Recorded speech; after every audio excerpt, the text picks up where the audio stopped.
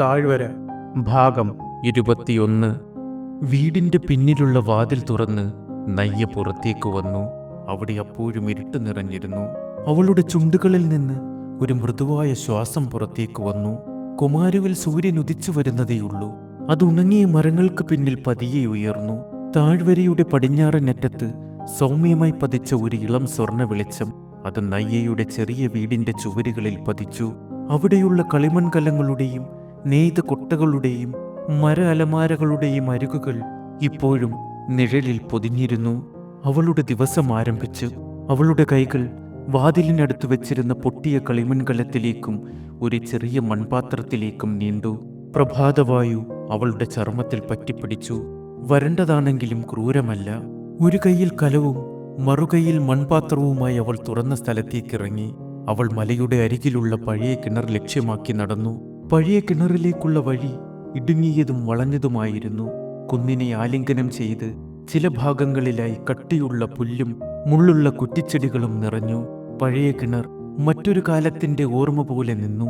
അതിന്റെ വൃത്താകൃതിയിലുള്ള കൽഭിത്തി ഒരു ഭാഗത്ത് തകർന്നു കിടന്നിരുന്നു.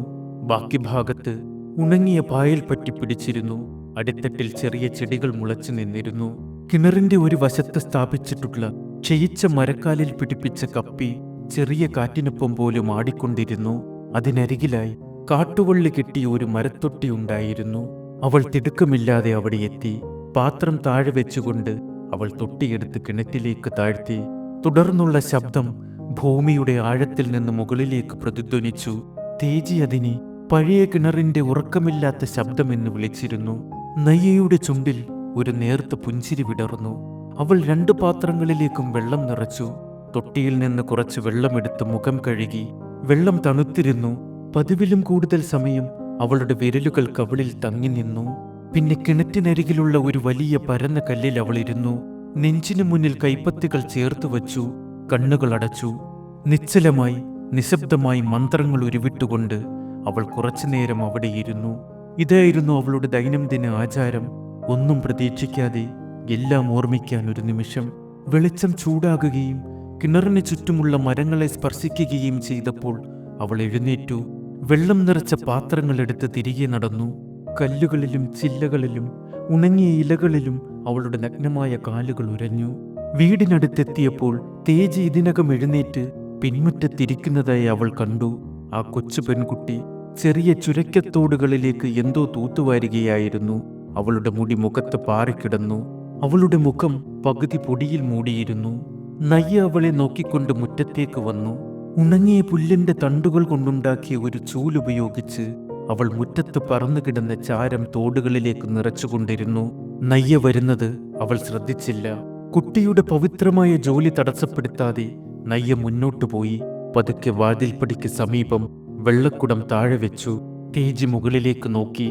ഇന്നും വീണിട്ടുണ്ട്, അവൾ അമ്മയോട് പറഞ്ഞു. ഇപ്പോൾ എത്ര എണ്ണമായി? നയ്യ ചിരിച്ചുകൊണ്ട് ചോദിച്ചു. 17.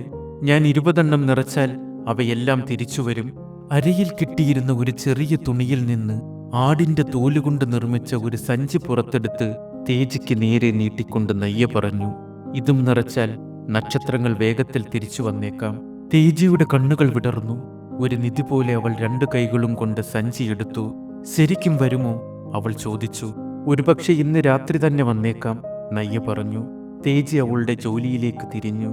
മുറ്റത്ത് പറന്നു കിടക്കുന്ന ചാരം ആകാശത്തു നിന്നും കാണാതായ നക്ഷത്രങ്ങളുടേതാണെന്നാണ് അവൾ കരുതുന്നത്. എന്നാൽ അത് കരിഞ്ഞുപോയ പുൽമേടുകളിൽ നിന്നുള്ള ചാരമായിരുന്നുവെന്ന് നയ്യക്കറിയാമായിരുന്നു. പക്ഷെ അവൾ അവളെ തിരുത്തിയില്ല. നയ്യ പുഞ്ചിരിച്ചുകൊണ്ട് പിന്നിലേക്ക് പോയി. അവിടെ ചുട്ടുപൊള്ളുന്ന താഴ്വരയുടെ അടിത്തട്ടിൽ നിന്നും പച്ചപ്പിന്റെ ഒരു വലിയ നിര പരന്നു കിടന്നു. അത് അവളുടെ ഔഷധ സസ്യങ്ങളുടെ കൃഷിയിടമായിരുന്നു. അവളുടെ സങ്കേതം. വരണ്ട ഭൂമിക്കടിയിൽ ആഴത്തിൽ കുഴിച്ചിട്ട സ്ഥലത്ത് നിന്ന് ജീവൻ ശ്വസിച്ചുകൊണ്ട് നേർത്ത തണ്ടുള്ള നീണ്ട ഇലകളുള്ള കാവുൾ ചെടികൾ ഉയർന്നു നിന്നു. ഓരോ ചെടിക്കും അവളുടെ അത്രയും പൊക്കമുണ്ടായിരുന്നു. അവൾ അവയ്ക്കിടയിൽ പതിയെ നടന്നു. അവയുടെ ഇലകൾ സ്പർശിച്ചു.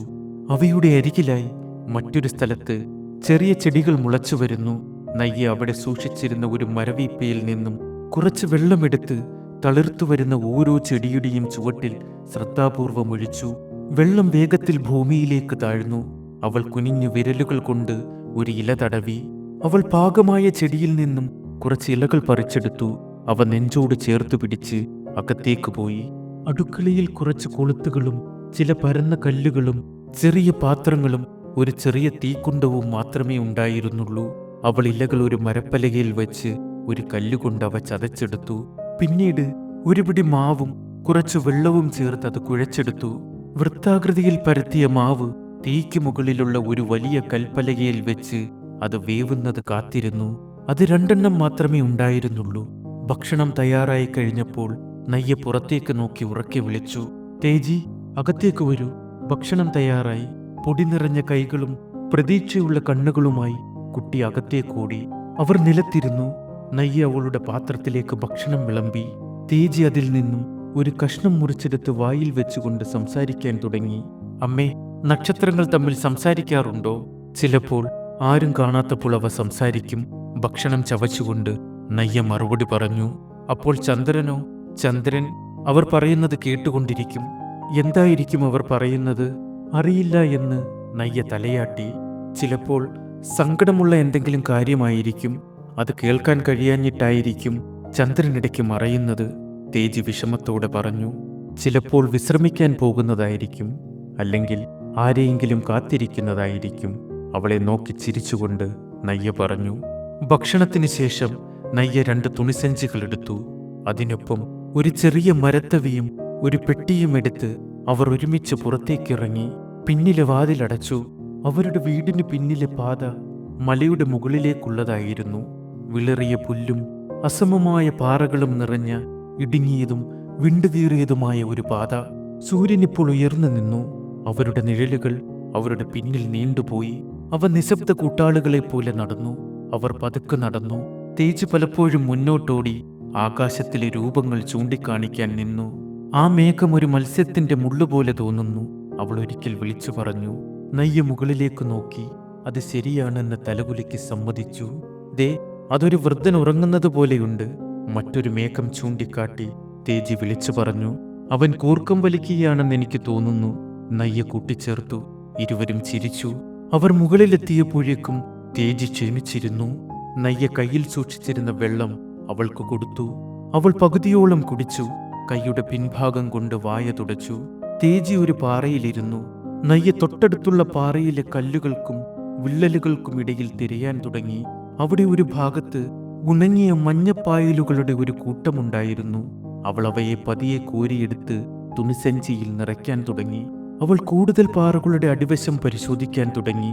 അവിടെ നിന്നും കൂടുതൽ പായലുകൾ ശേഖരിച്ചു. അവർ കൂടുതൽ മുകളിലേക്ക് കയറി. കെലുമിപ്പക്ഷികൾ കൂടുതൽ വരാറുള്ള ഒരു പാറയുടെ അരികിൽ അവർ നിന്നു. നയ്യ അവിടെ മുട്ടുകുത്തി നിന്ന് പാറയുടെ ഉപരിതലം സൂക്ഷ്മമായി പരിശോധിച്ചു. അവിടെ അവൾ ഉണങ്ങിച്ചുരുണ്ട വെളുത്ത നിറത്തിലുള്ള പക്ഷിയുടെ കാഷ്ടം കണ്ടെത്തി. അവൾ 2 ചെറിയ മരക്കമ്പുകൾ എടുത്ത് അവ പൊടിഞ്ഞു പോകാതെ ശ്രദ്ധയോടെ എടുത്ത് പെട്ടിക്കുള്ളിൽ വെച്ചു.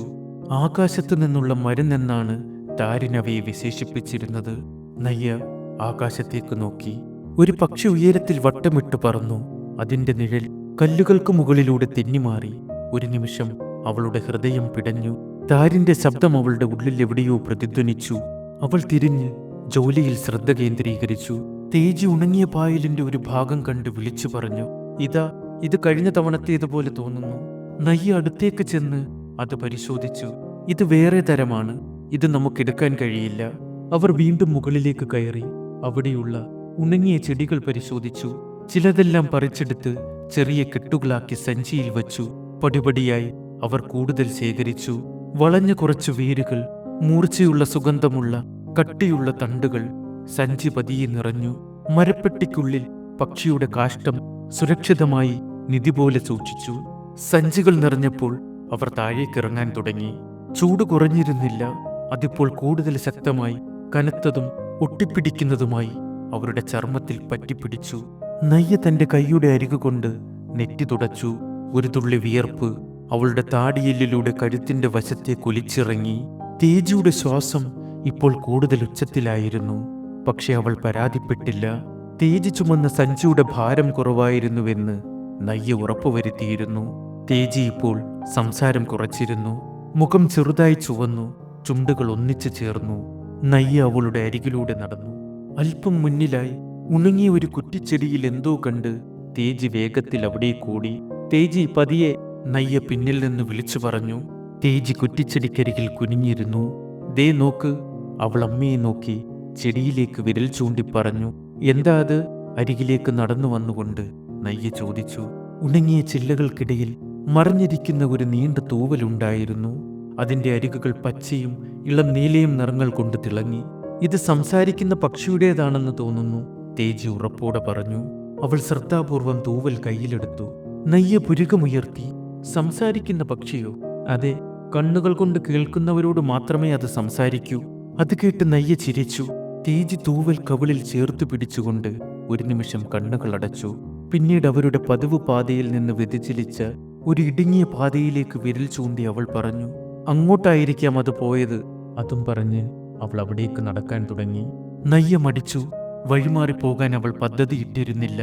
പക്ഷെ തേജിയുടെ ആ വിശ്വാസത്തിനോട് എതിരു പറയാൻ അവൾക്ക് തോന്നിയില്ല. അതവളുടെ ശാഠ്യമായിരുന്നില്ല, വിശ്വാസമായിരുന്നു. തന്റെ ലോകം ഇപ്പോഴും മാന്ത്രികമാണെന്നുള്ള ഒരു കുട്ടിയുടെ ആഴത്തിലുള്ള വിശ്വാസം. നയ്യ തലയാട്ടി. ശരി, എങ്കിൽ നമുക്ക് പോയി നോക്കാം. തേജി ആവേശത്തോടെ നടക്കാൻ തുടങ്ങി. തൂവൽ അവളുടെ കയ്യിൽ ഒരു വഴികാട്ടിയെ പോലെ പിടിച്ചിരുന്നു. മുന്നോട്ടുള്ള പാത കൂടുതൽ നേർത്തതായിരുന്നു. കാലിനടിയിൽ കല്ലുകൾ ചെറുതായി അയഞ്ഞിരുന്നു. അവർ ഇപ്പോൾ പതിയെ നടന്നു. ശ്രദ്ധാപൂർവം കണ്ണുകൾ നിലം പരിശോധിച്ചു.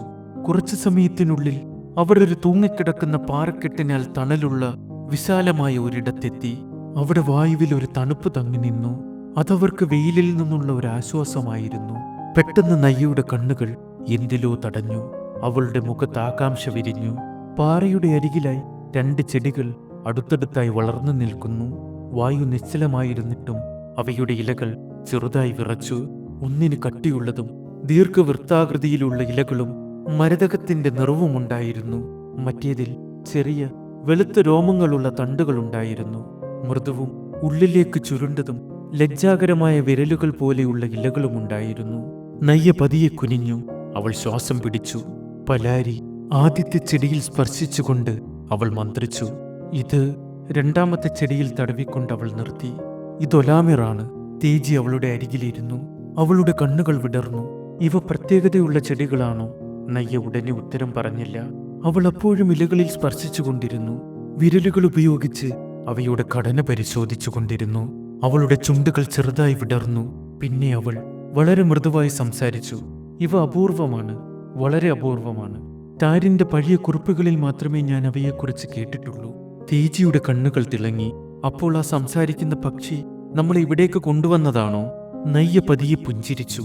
സംസാരിക്കുന്ന പക്ഷിയെക്കുറിച്ചുള്ള വിശ്വാസം കൊണ്ടല്ല, മറിച്ച് ഈ ലോകം ചിലപ്പോഴൊക്കെ തുറക്കുന്ന വിചിത്രമായ വഴികളെക്കുറിച്ച് ഓർത്ത്.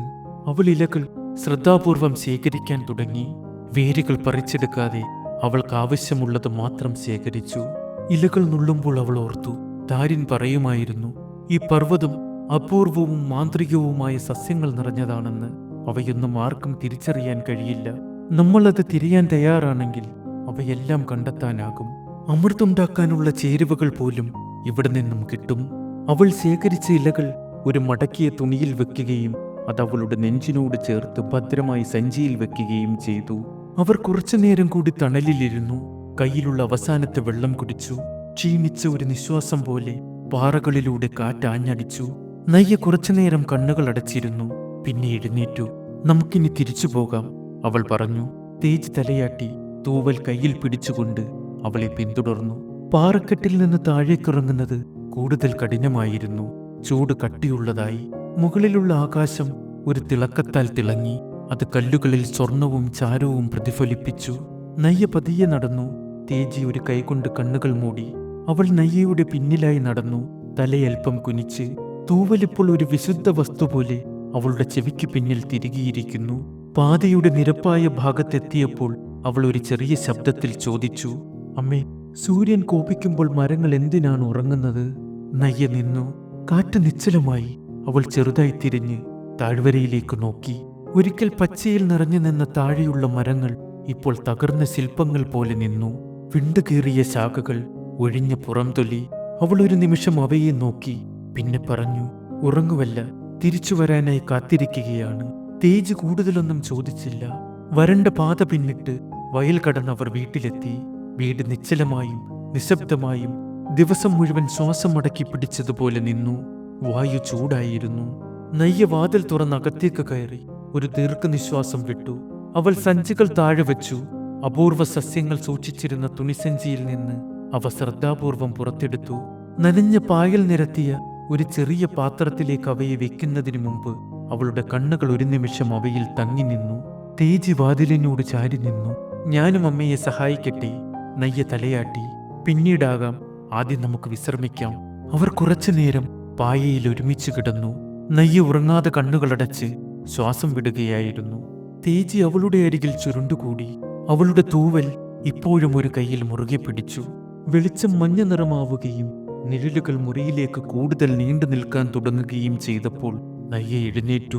പിൻമുറ്റത്ത് അടുപ്പിന് സമീപം അവൾ ഇരുന്നു. ഉണങ്ങിയ മണ്ണിൽ അവളുടെ കാൽമുട്ടുകൾ അമർന്നു.